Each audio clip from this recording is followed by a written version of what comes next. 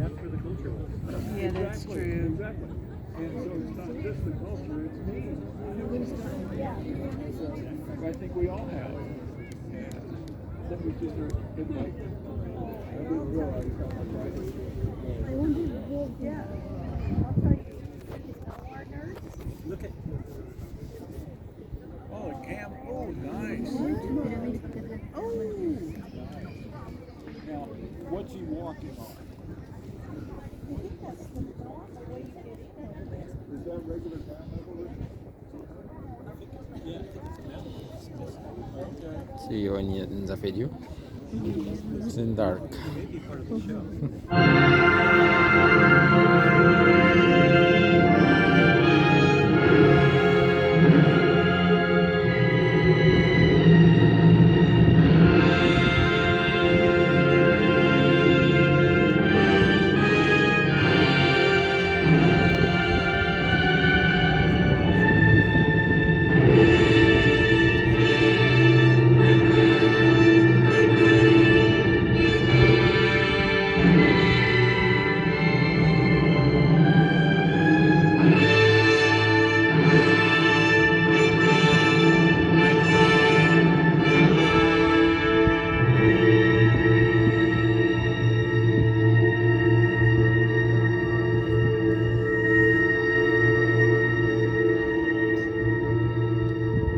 You have come tonight to the most fabulous and celebrated place in the world.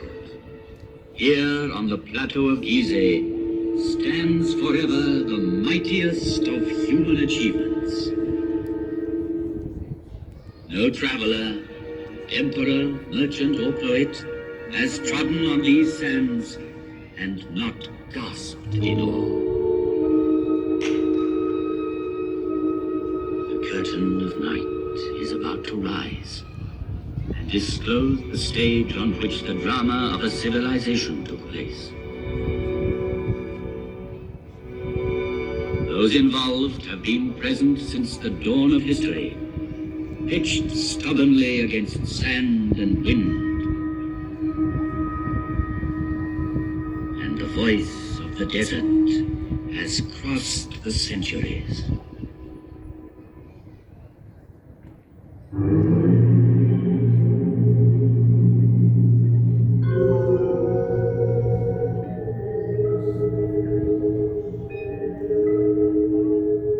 With each new dawn, I see the sun god rise on the far bank of the Nile. His first ray is for my face, which is turned towards him. And for 5,000 years, I have seen all the suns men can remember come up in the sky.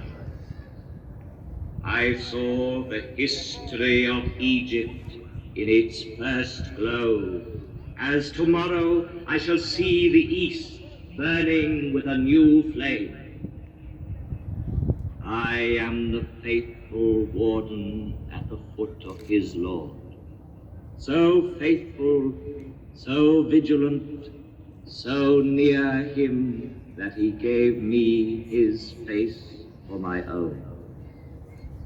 I am a pharaoh's companion, and I am he, the pharaoh. Through the ages, I received many names from the people who came to me in adoration.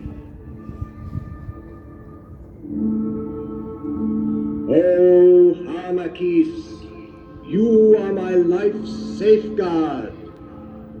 Horus, protect me, oh great God, that I might see you every day. Lord of the desert, Lord of the heavens, Sovereign of eternity.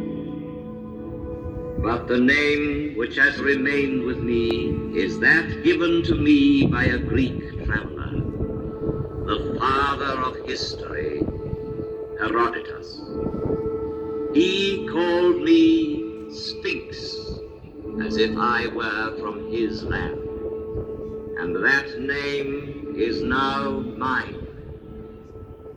Close to the Nile, I watch over the plateau of Giza, over all its monuments of modest or fantastic height.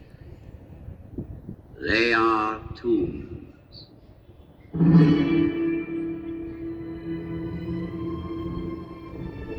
Civilizations are like islands on the ocean of barbarism.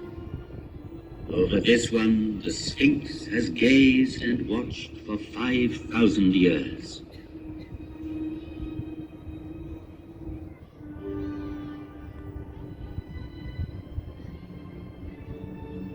At the foot of such mountains of stone, everything becomes minute and insignificant.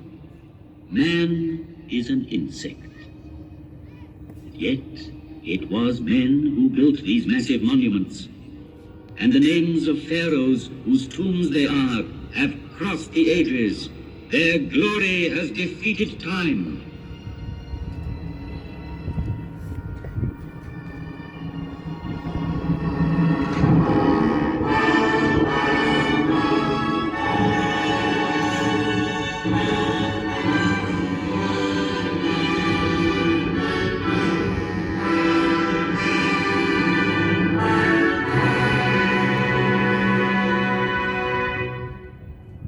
This is the tomb of Cheops, pharaoh of the 4th dynasty, 4,500 years ago.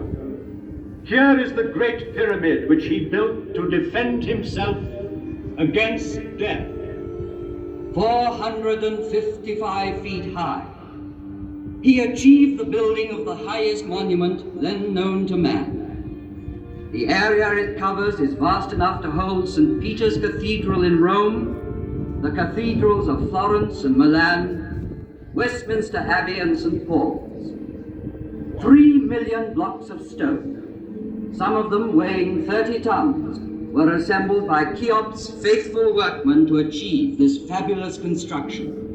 At the center of it, the pharaoh planned his inner chamber, where his mummy was to lie in splendor for eternity. At the foot of this pyramid, in the rock, a temple was built. And there were kept the barges of Cheops, the barges of night. In these large wooden vessels, the dead pharaoh could continue his voyage in darkness towards eternity.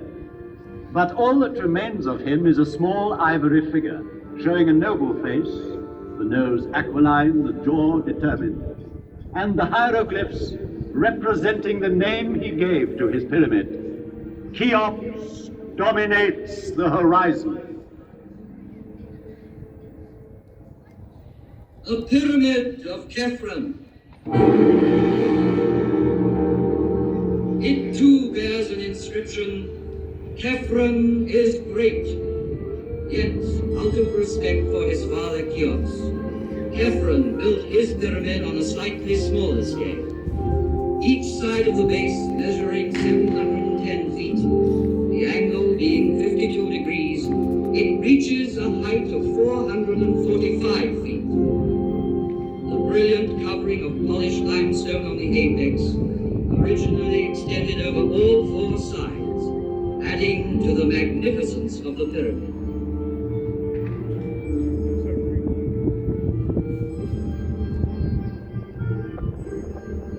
The face of Khephren has come down to us sculpted in green diorite streaked with white. A rare stone he brought back from an expedition. Here he is, close to us, in the guise of the Sphinx, carved in rock near his tomb.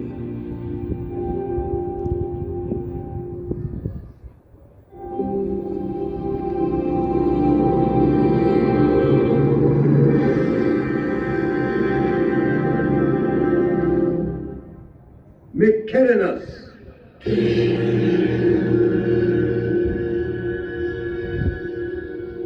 A third monumental tomb was soon to complete this immense funeral site of Giza and make it one of the wonders of the world. Though smaller, the Pyramid of Mycerinus is perhaps the most impressive for being the culminating point of a vast design. Having built it, the workmen climbed down from its granite flanks and, laying down their tools, looked up with wonderment.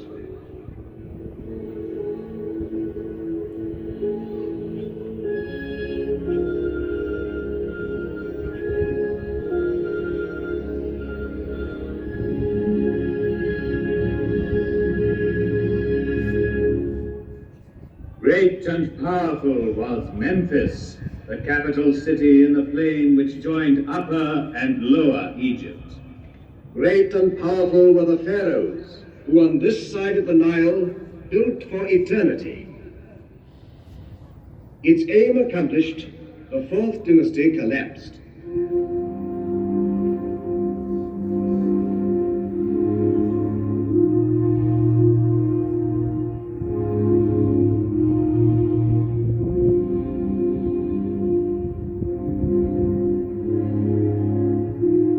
But the pyramids still stand. And the inscription on the one that completed the design claims, "Divine is Mykerinos."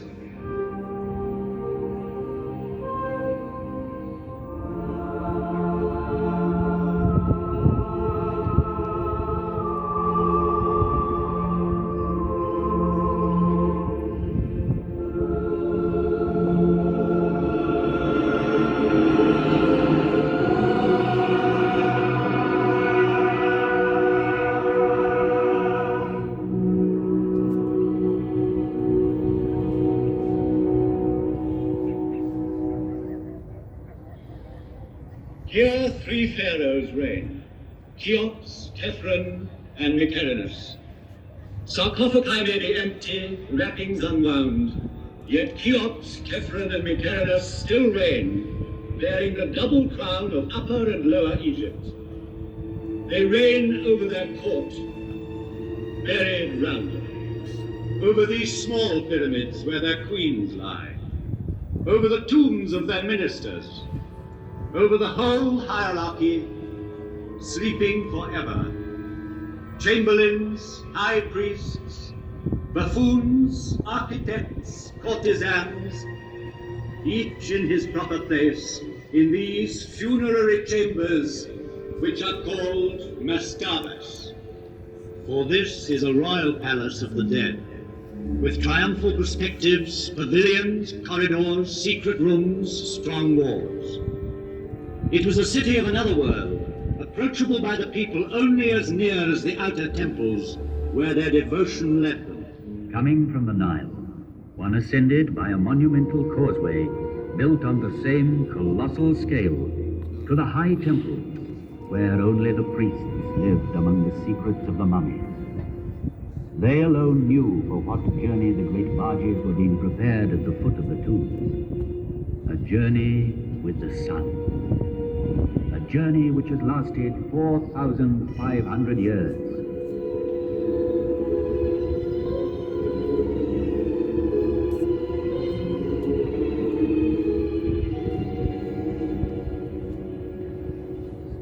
In the maze of this necropolis, let us stand by a tomb like 1,000 others, that of the mother of Cheops, and in it, by the litter marked with golden hieroglyphs, which she had prepared for the eternal journey by her son's side.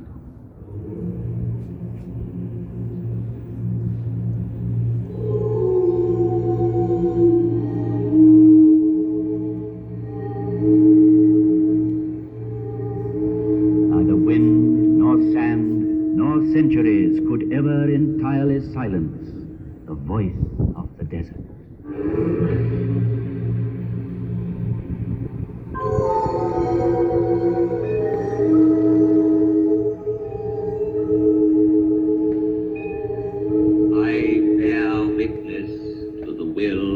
Cheops, my father, to defy time forever.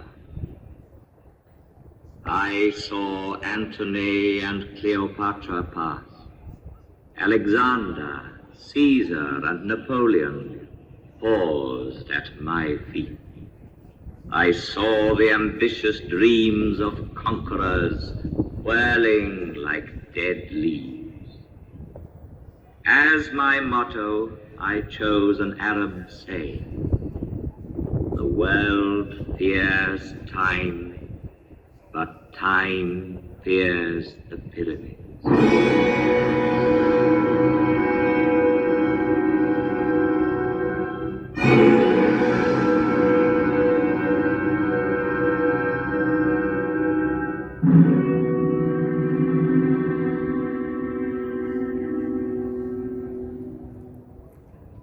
Of all ancient monuments, it is the pyramids which have always appealed most vividly to man's imagination. Considered from its top downwards, the pyramid is like the sun's rays bursting through a gap in the clouds. It commemorates the greatest victory of all, victory over death. It is the most perfect mansion, the strongest tent, whose great stone sides are both roof and wall, and so carefully sealed that the dream entrusted to it can live to the end of the world, the dream of immortality. To achieve this, embalmers prepared the body for 2 months, emptying it of all but its heart and kidneys.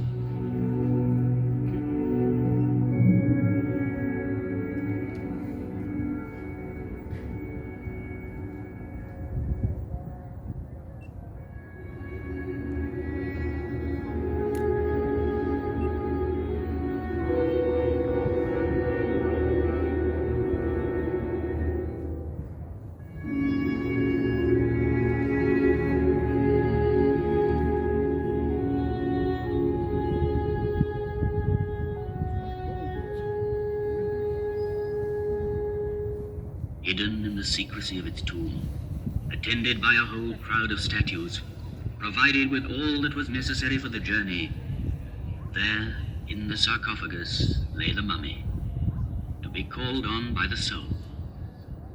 For alone and without the body, the soul could not go into the night.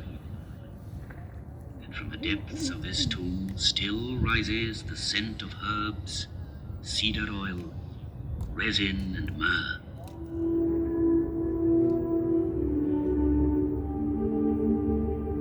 But a pyramid is also the perfect combination of simplicity and magnitude, and the interplay of its angles makes the best harmony of shape and volume. It is architecture's purest achievement, because it relies on the straight line alone. Never has the straight line been drawn with more mastery, skill, and strength.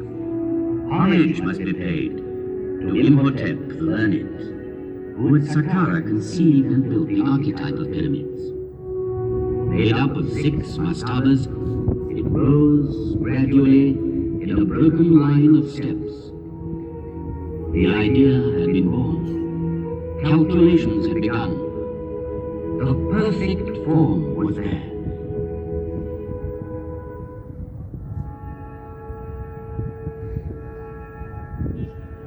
Among all the objects laid by a dead man's side in his tomb, the scribe's palette is undoubtedly the most precious. From it were drawn the hieroglyphs representing the figures which made possible the fabulous calculations ordering these mountains of stone. A lotus flower for 1,000, a finger worth 10-fold, a tadpole for 100,000, and the scribe's 2 hands joined in prayer for 1,000,000.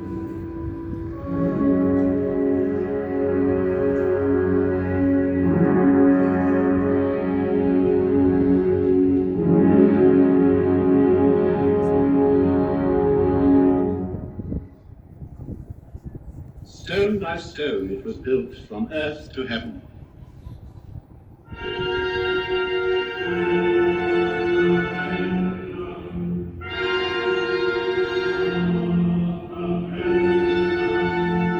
It was built in a pharaoh's lifetime by 100,000 workmen, united in a mighty surge of faith. Each stone averaged 2.5 tons in weight. 3 million blocks were hoisted up and laid one upon the other. The finest ones of pure granite were dug up in the quarries of Aswan, whence they came by boat, carried by the flooding of the Nile. The movement of these great waters drove the farmers from their inundated fields to the plateau of Giza, where they joined the army of laborers and built. These stones were hauled singly on earth mounds, banked higher and higher as the edifice grew.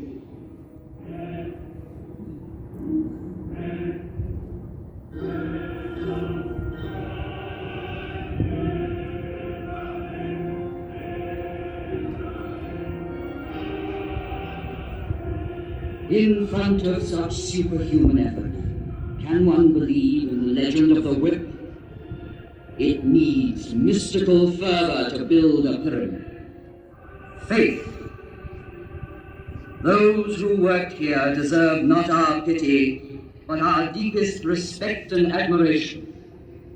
They lived through one of those rare times when man knows with absolute certainty what he has to do and where to go, because he believes. Here man thought that death was vanquished.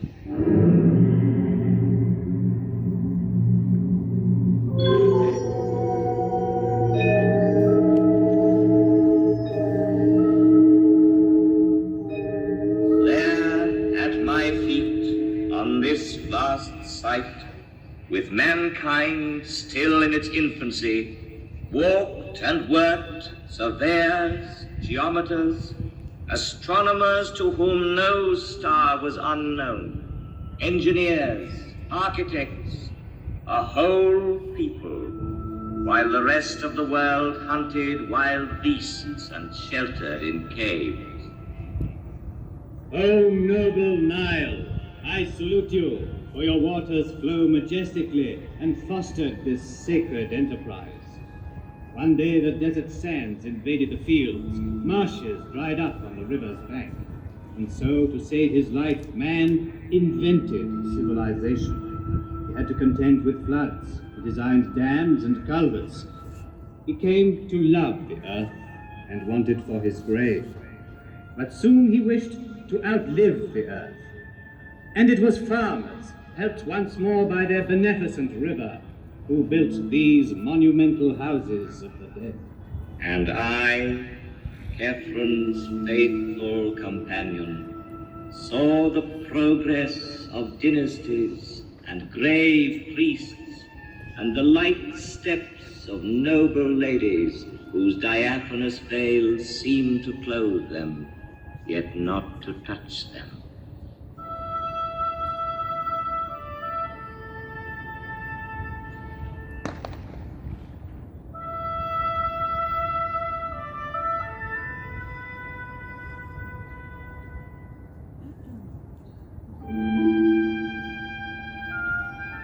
Do you remember the story of the falcon Who stole a sandal while the women were bathing? He snatched it in his beak and by chance dropped it near a pharaoh who was giving audience in his garden. So slender was the sandal, so small its size, that the pharaoh wished to see the owner. And he married her. And do you remember how a nobleman at the court of Cheops lured his wife's lover into a deep lake by means of a wax figure, and there had him turned into a crocodile by a magician? Wishing to impress the pharaoh with his magical powers, he willingly revealed what he had done, but carelessly too, for Cheops punished the guilty and the boaster equally. On his orders, the courtier was thrown to the crocodile, which devoured him, and the unfaithful woman was chastised. Do you remember, too, a young pharaoh, Amenhotep II? Never had there been an athlete so strong, so handsome, so fine.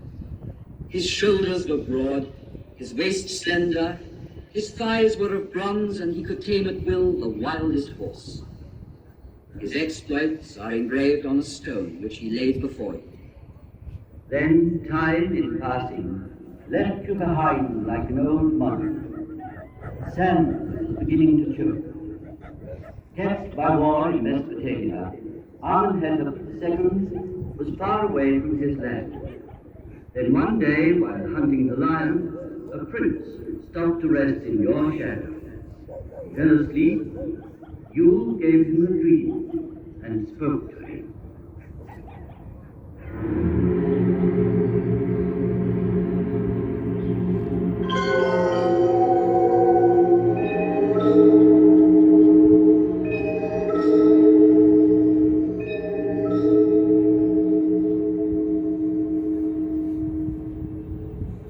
cast your eyes upon me, my son.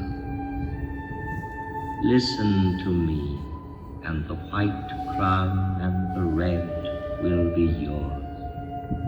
The crown of Upper and of Lower Egypt. Yours will be the land in its breadth and length. Do you see how I am forlorn? How my body is neglected? I, the master of the plateau of Giza. Deliver me from the sands, and you will be king. When he woke up, the young man obeyed, delivered you from the sands, was crowned as King Tutmosis IV, and had engraved between your forelegs the dream you inspired him with. And then there was great rejoicing.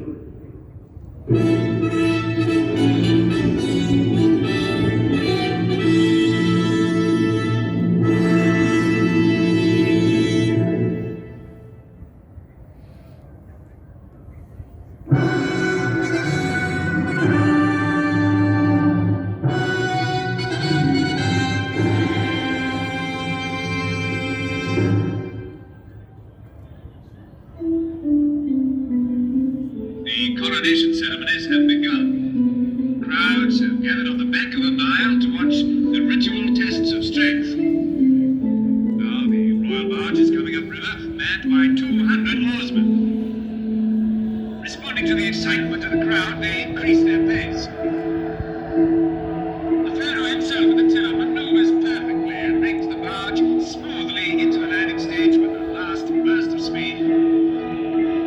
Cheers break out as the pharaoh comes ashore and swiftly makes his way towards the targets of copper set for his display of archery. The crowds follow him to watch.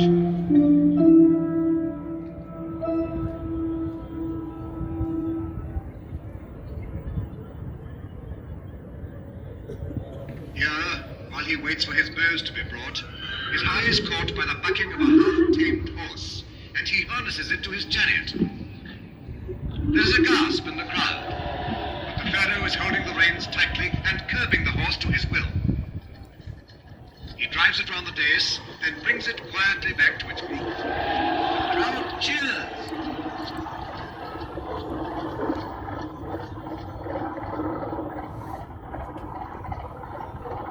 Now the pharaoh has chosen his bow.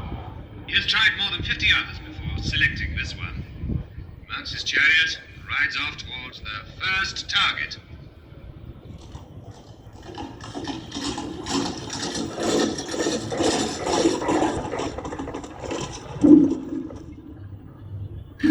The arrow has gone straight into the center. And again.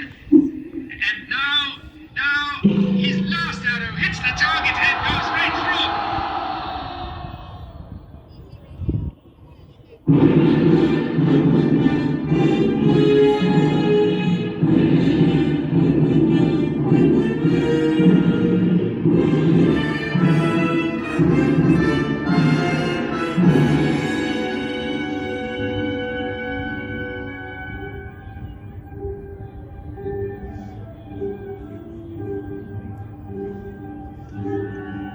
This is his triumph. Standing up in his chariot, the pharaoh makes for the dais where his throne awaits him. The court, the priests, the people present him with praise, incense, and offerings. He receives the double crown and, mounting his triumphal chariot, goes to worship in the temples of Harmakis, Cheops, and Khephren. Long live the pharaoh!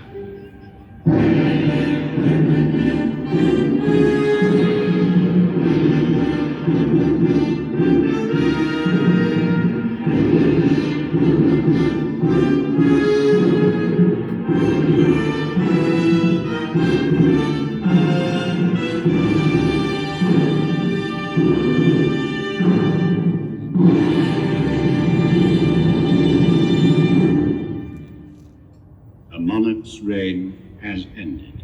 The pharaoh is dead, And now from the valley rises the sad lament of his funeral.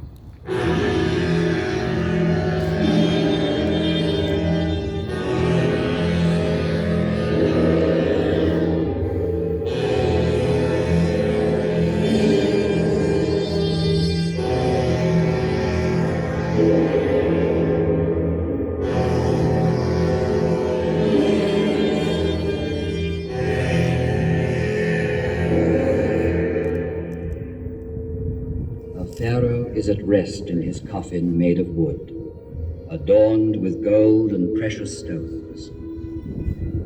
The ceremony at the lower temple is over, and ascending the causeway, the funeral procession nears the tomb, escorted by princes, high state officials, and priests.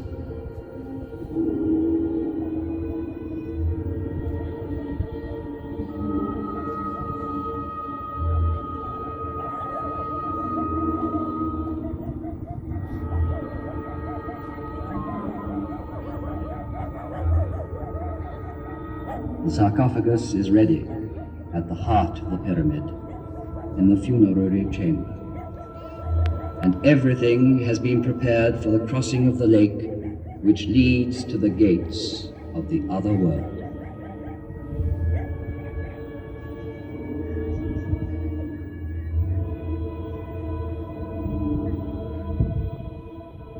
The last slab of stone is going to be sealed with such cunning that it will never be known which part of the wall was the door.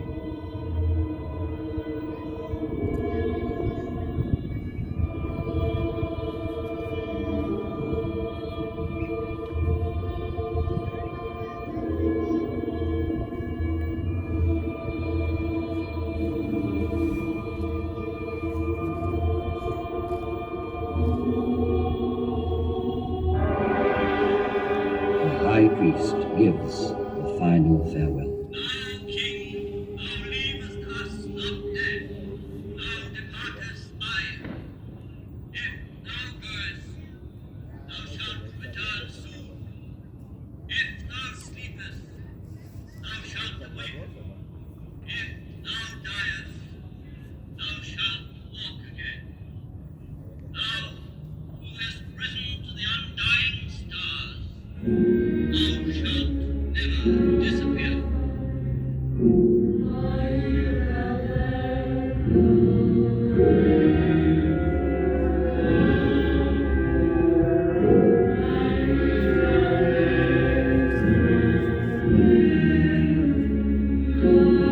Alas, alas, let us lament without rest. O glorious traveler into eternity, thou art now captive.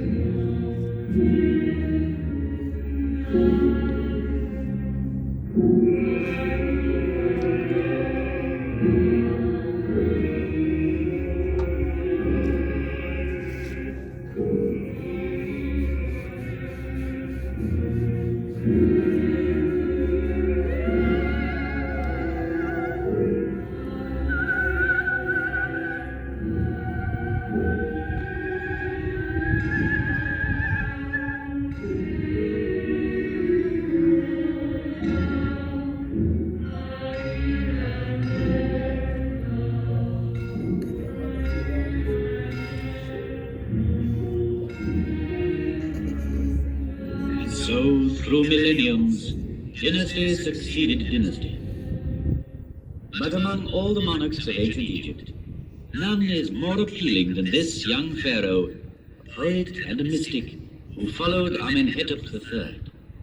Civilization in its splendor had spread southwards step by step, making the valley of the Nile like a triumphal way, bordered by the papyri of learning, furrows of prosperity, terraces of peaceful living, and deep meditating tombs. The fame of knowledge had passed from Memphis to Thebes.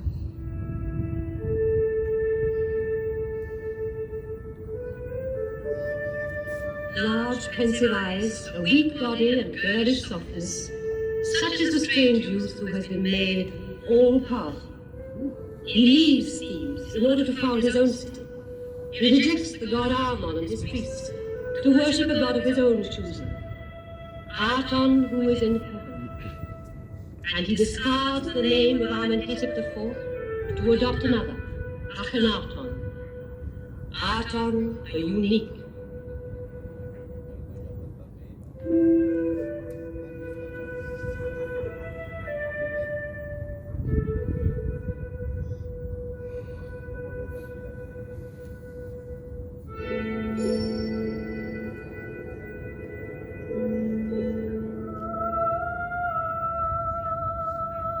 With him, the walls surrounding the royal wives fall.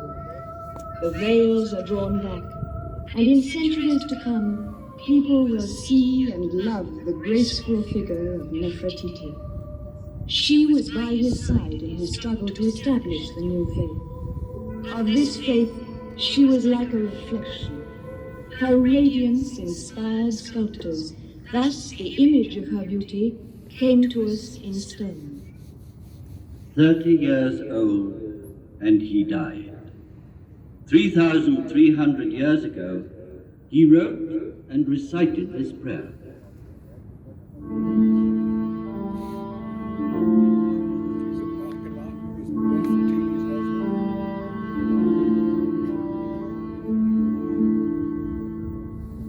Your dawn, O living Aton, takes my breath.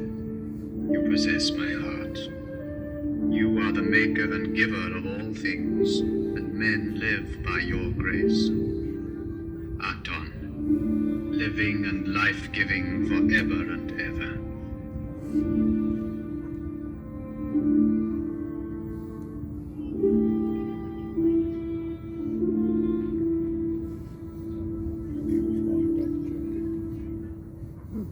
Their love lasted but a season, the time of a bloom called Nefertiti. Yet there is sadness still in the hearts of men. His successor's name was to have been Tutankhaten. He chose to be known as Tutankhamen, after the old god of tradition.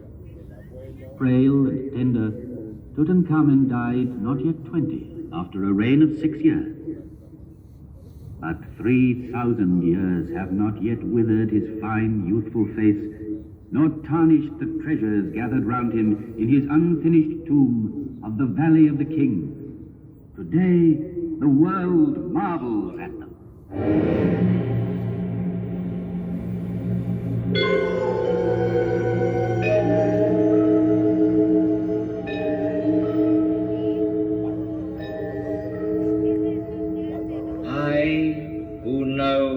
Untouchable stars, know too that the Nile which made Egypt cannot unmake Egypt.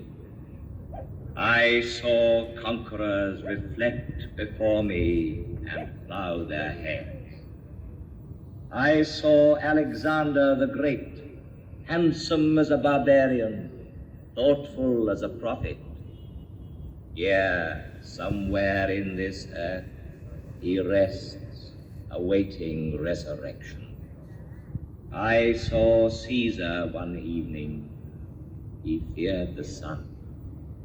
Our last queen, Cleopatra, bore him a child, but Caesarion was not a true pharaoh and died before ascending the throne. I saw Napoleon and his burning eyes. Centuries passed over my forehead, yet those great soldiers raised no more than dust. I have known years of despair. An irascible emir of the Middle Ages disliked my smile, thought it pagan and ironical, and so had me disfigured by his artillery. Then children found me ugly. No longer did anyone come and pray at my feet or listen to me. The keys of old Egypt were lost. I was nearly buried in sand. All our knowledge, our very soul, rolled in thousands of papyri, was sleeping unknown and unintelligible in dark and silent tombs.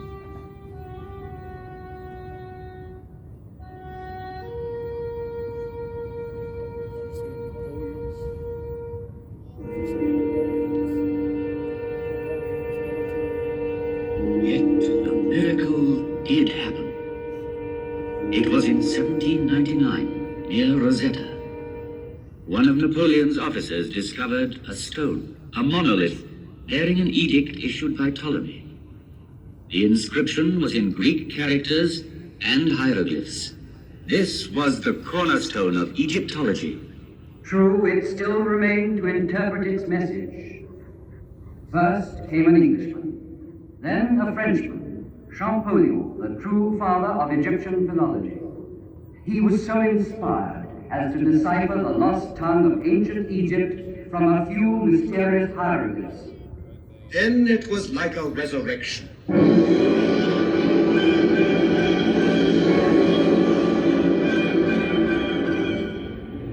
at once, from the funerary chambers to the peaks of the pyramids, hieroglyphs were born to a new life.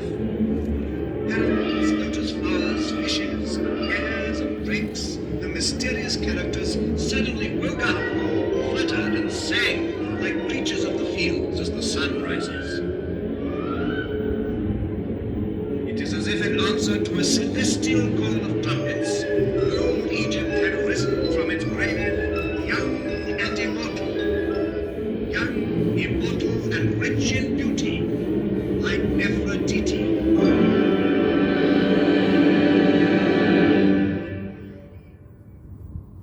Unearthed from their deep silence, the papyri rustled with 100 voices. They had bloomed on the bank of the Nile. They had crossed through time. And then, 5,000 years later, they unfolded the dramatic story of a civilization. From their leaves even rises the voice of the first schoolboys who struggled to write. They were weary and feared the cave. Master, because you beat me, I have learnt my lesson. Child, no matter how great and deep our knowledge, offer your constant thanks to God. He will grant you his grace always. And learned men from the whole world in quest of this civilization stronger than sand and death were enthralled when, in maxims and proverbs, they found a wisdom as ancient as the pyramids, as eternally young. In the depths of the tombs, they heard voices rising again after thousands of years. The plans of men never wholly succeed, but only what God has ordained. If you want to keep the friendship of people you visit as master, brother, or friend, beware of women. The room where they sit is full of ill feelings. Do not answer good by evil. Justice comes before strength. And historians were deeply moved, because so many centuries later they were reading, yes, love letters. What can be sweeter than walking in the fields before a man one loves? I can no longer touch your heart. Why?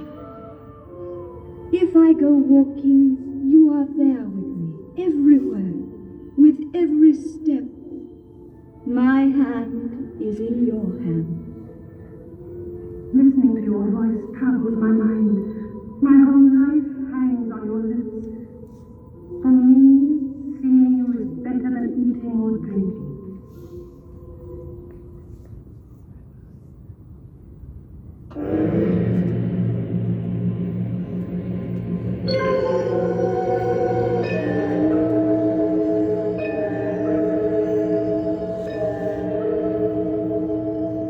Such was my message from the depth of the ages.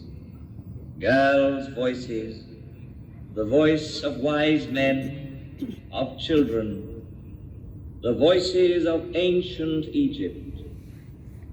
And if those voices sounded familiar to you, it is because their first echo had already reached you through Greece and Rome, Christianity and Islam.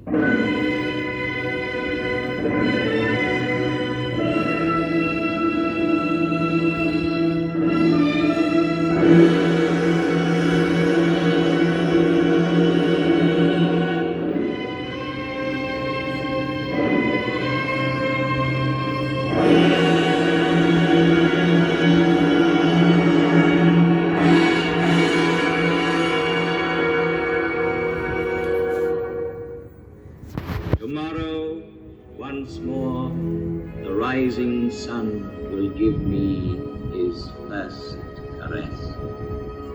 Thousands of other suns shall rise again, and man's oldest achievement will remain the highest, the purest. The Nile be praised, for it is the father of all our harvests, all our knowledge, all our architecture, all our strength. The Nile be praised. From its banks came one of the 7 wonders of the world.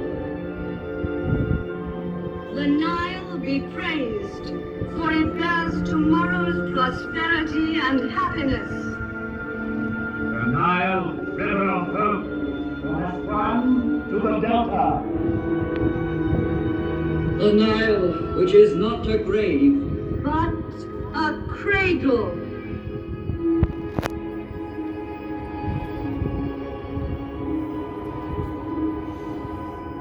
In the course of time, only human achievements crumble and fall.